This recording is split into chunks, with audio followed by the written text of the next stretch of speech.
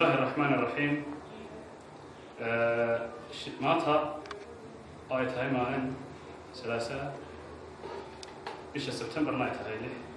shirkiga jiray ku qabanaya xafiiska wadani xaruntiisa gobolka Awdal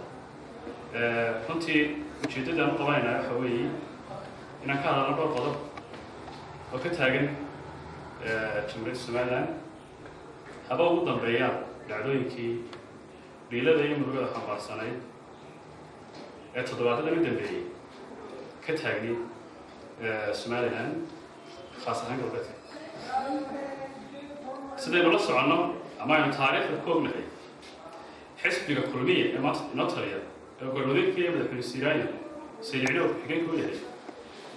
sifadii uu ku fulay kursiga maanta ugu sarreeya dalka ay ku taliyaan waxay ahayd xaaraan soomaaliduna waxay ku mahmahdaa hal xaaraani nirig xalaalo ma dhasho kulmiye wuxuu kursiga ku fulay dhiiggii dadkii maatada ahaa safarka ahaa ee jidka lagu laayay afartan ahaa ee la qowracay ayaa ka mid ahay jaranjarooyinkii u sii maray si uu u fulo kursiga dalka ugu sarreeya maantana tiiteedii baa laga wadaa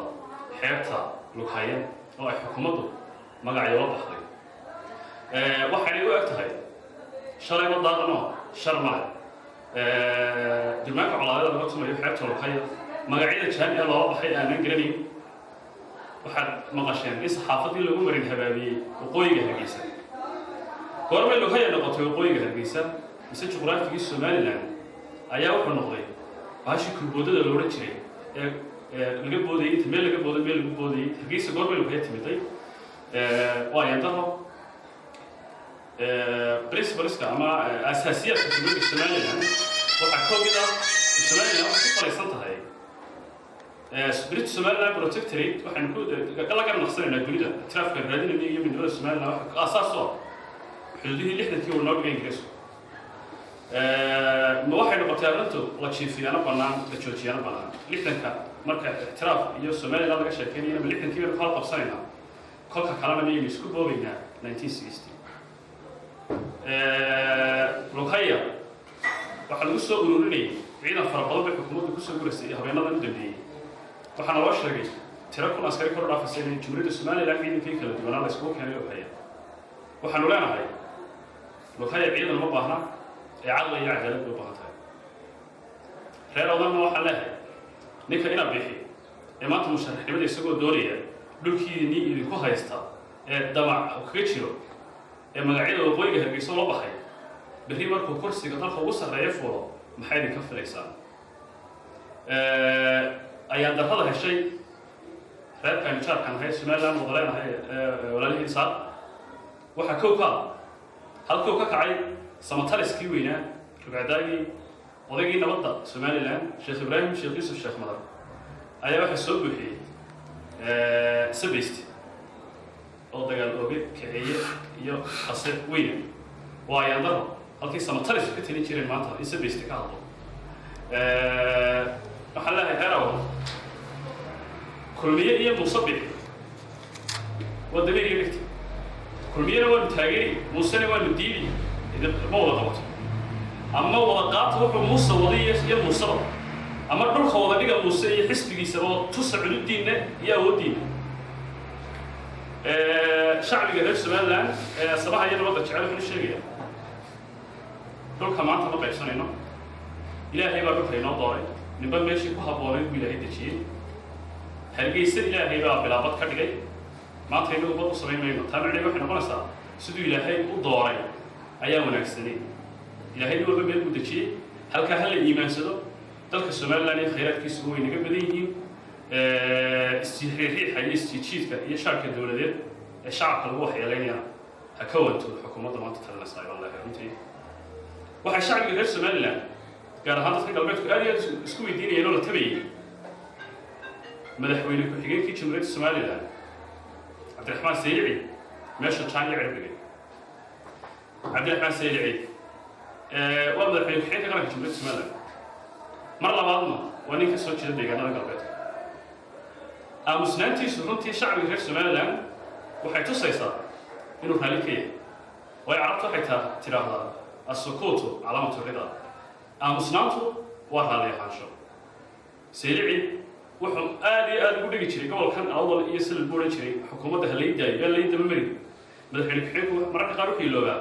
kalaas caanood fadhiya iyo ka ceerigaaba fadhiya iyo ka sool fadhiya intaba inuu isagu yahay madaxweyne ku-xigeen gobolka awdal hallaydayo haddii xogeeye la magacaabay hallaydayo haddii wax bosiishanada ugu hooseeya ay madaxweyne ku-xigeenku ku dagaalamay aniga ayaa hallayda ma marin madaxweyne ku-xigeenku dee berigii hore waa burdoonaayo qandaraasyada waaweyn buu qaadan jiray sida kii guriga martida ee maanta qabyada ah ee $380,000 ku soo qaatay ee ninkii adeerkii u dhiibay maanta fadhiistay qandaraaska ku soo qaatay iyo kalantii uu kiriyey buuraha macinta qaniga ku ay siimoodiyo wuxuu kaga soo celin gobolka iibinta ceelasha milixda ee degmada Toqoshi maanta wuxuu marayaa madaxweyne ku-xigeenku inuu baabuur intuu soo iibsado uu talaalka lagu dareera waa nusqaaniya ayaa daro qaranka Somaliland ku soo habsatay madaxweyne ku-xigeenka waxaa leenahay hankaagu intaa ka sarreeyo qaranka Somaliland oo wakiil ka tahay madaxweyne ku-xigeen tahay waxaa tahay ku-simaha madaxweynaha kaalintaadii qaado tolka hadday gardaran yihiinna qabo haddii laga gardaran yahayna oo heli isna intaasaan leehay waxaan jeclaan lahaa taasina intaas ka baxo oo aan ka hadlo arrin aad iyo shacab u tabayeen oo degmada Boorama ku salaysan runtii waxaa maanta afirjiirsaday golaha deegaanka ee degmada Boorama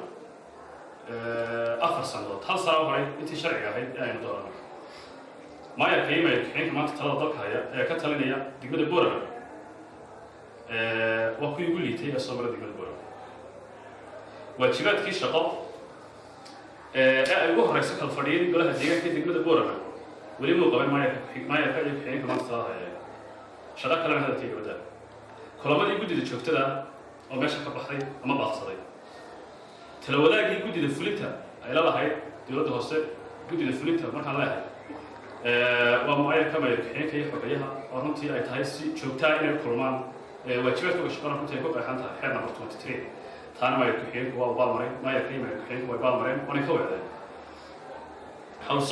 socodsiintii iyo adeegyadii bulshada loo hayay dee xafiisyadii baba xidhan oo maayarkii ku-xigeenkii baga haawanayeen iyo xogayihii maxay hawlay socotaa ka warhayn la'aanta shaqooyinkii socday oo u baahnaa in wadda waqti kasta shaqada ka socon meelaha dowladda hoose wadooyinkii magaalada Boorama waxay noqdeen wixii dadku dhisteen wax burburay wixii kalena wax xidhmay maanta meydka meel la mariyo iyo xaafadaha qaar leh oo nusqaani ayaa daro dowladda hoose degmada Boorama ee uu garwadeenka yahay maayarmeedhan ay runtii u kuusatay waxqabad la'aan guud oo ka taagan dowladda hoose degmada Boorama hayshin xumo magaalada gidaafada dhan walba cayaartay shirkadii loo saaray arrintaasina runtii markaan la xiriiray ay runtii ka gaabsadeen arrinta inay ka hadlaan laakiin ay u muuqato dowladda hoose degmada Boorama inay lacagtii kabka ahayd ay siinaysay aanay siin muddo sanad ku dhow taasina maayarku uu eedeeda leeyahay miisaaniyaddii 2015-2016 ayna aan lagu shaqaynin waxaa ka mid ahaa waxyaabihii ku jiray miisaaniyaddii dowladda hoose ee sanadkan in laga dhiso xaafadda hayayaaba in biyogelin loo sameeyo maanta xaafaddaas waa bilaabiyo waa xaafad weyn oo magaalada markeed ku dhow waa bilaajisay waa bilaa daryeel miisaaniyaddoodii bay ku jirtay maayarku meelu geeyey la garan maayo waxaa ku jirtay saldhigyo booliisii laga sameeyey degmada Boon iyo degmada Iranka iyagana waxay ku jireen miisaaniyaddii la ansixiyey sanadkan iyadana ilaa imika oo aynu marayno bishii Sebtembar oo dabayaaqa ah waxa laga qabtay ma jirto magaalada waxa uu dhaafiyay meesha martaba qashin baad ku arkaysaa waxyaabaha aasaaska oo ay ka mid ahay ee dowladda hoose shaqada ugu weyn yahay tiina waxay moodaa inay meesha ka baxday magaaladii gidaafad wada xumo hayshin xumo horumar la'aan tobolankii magaalada meesha haba yaraatay ka baxay nin walba meeshuu doono meeshuu soo gaadho ayuu degayaa oo laga iibinayaa oo maayarku ka iibinayaa maayarku asixin waa yandaro golaha deegaanka ee degmada Boorama dardaaran iyo fariimo fara badan baan hawada u maray maanta se waxaa leenahay waxaad haysataan ee idiin haray waa hal sano 4 sano maanta idiin buuxsatay sanad baa idiin haray niman dhalinyaro aad loogu haweynayaa baa tihiin bal caanadaa tiba dabadood la qabay maayarka iyo ku-xigeenkaa kici kari waayey ee fadhiidka noqday sanadkaa haddayna isdaafin weydaan oo ayna keeni weydaan qaar caafimaad qabo dalkii dadka loo dalbanaya u shaqaynaya oo damiir leh waxay idin hogay kusii ridi doontaa hankii dhalinyarada loo qabay oo waxay noqon doontaa dhalinyardan raba in lagaga xanaaqo in xila loo dhiibo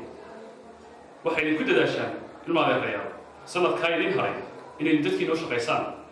عدة وين فلتها أتخرج إنسان ما يخرج إنسان ما يخرج إنسان أنت نسكت أفتان هايبت إيوه حيوان كلا كده إنسان واحد يكون صح على تاكرتين سنة كا وحي أفر تصنع يجي بعض صديق دي طبطة ما جيبين إلى البادية هذيك كلامنا إيه داسي سوي بدل يلا إنسان وحشيل كي بيتشرع في السوق والبينية فهنا نقدر شعبي غير سمال لين بدهان نبض يه المركز شعل الله هاي لما أنت لما تقيم قادمه سيدي نقول بختين له أنت ما كعلى الحكومة وقريبك فيها بدل الاستيراد مصبح عبد الرحمن السيري أي كوضان تجمد لو هاي يقول الله كوض كأوض نبض نقول في لون النصيحة إنه نبض إلى عشانه على ذي بقول تلاقي الكمرة شو تذكر سمال الأنواع إن يأتي ذيك إنه ودينه سيدي له هي نورد جروب كينو كل شيء هذه بدل ما ستيو السلام عليكم ورحمة الله وبركاته قدومي حفيزكaaga waxaa ka muuqata calaga astaanta wax xisbiga mucaaradka waddan iyo calanka jamhuuriyadda Soomaaliya midna kama luf waxa la moodaa guri ay galaan dad waxaad ugu xul weydeen calabada calan ee astaanta waa ka qaranka jamhuuriyadda Soomaaliya ka xisbiga mucaaradka waddan waxaan maleynayaa muraayad bahri baan maleynayaa calanka jamhuuriyadda Soomaaliya iyo calanka xisbiga waddaniba waa labada calan horteeda kala walanaya calanka markaan xafiiskayga ku xul weeyo malaha waxaad u baahnaa adiga tushaada sugnee كمرات waxay qabanaysaa calanka jamhuuriyadda Soomaaliya iyo calanka xisbiga waddani kambeynadii way gaadheen runtii lama ogolo guddiga shaqo jirta komishanka doorashooyinka Soomaaliland xilligan la sugayna calaamaadka kale magaalada ku xirnaa albaabka laga soo galayo xisbiga waddani kuma xidhna calanka jamhuuriyadda Soomaaliya ka xisbiga mucaaradka waddani gudaha xafiiskaaga dhex yaala maxaad ugu xul weydaa albaabka laga soo galay waxaad soo ka fiicnaan malaha inaad soo ogaato intaad xisbiga waddani aad ka hadlayso xafiisyadii magaalada laga shaqeeyay ka hadlayay inka dawladda hoose ka tahay xisbiyada kala dhigay ka mid yihiin annagu wala xafiis oo furna caalamka weydiisay qaar baa xafiisyada magaalada ku lahayd aad ma santahay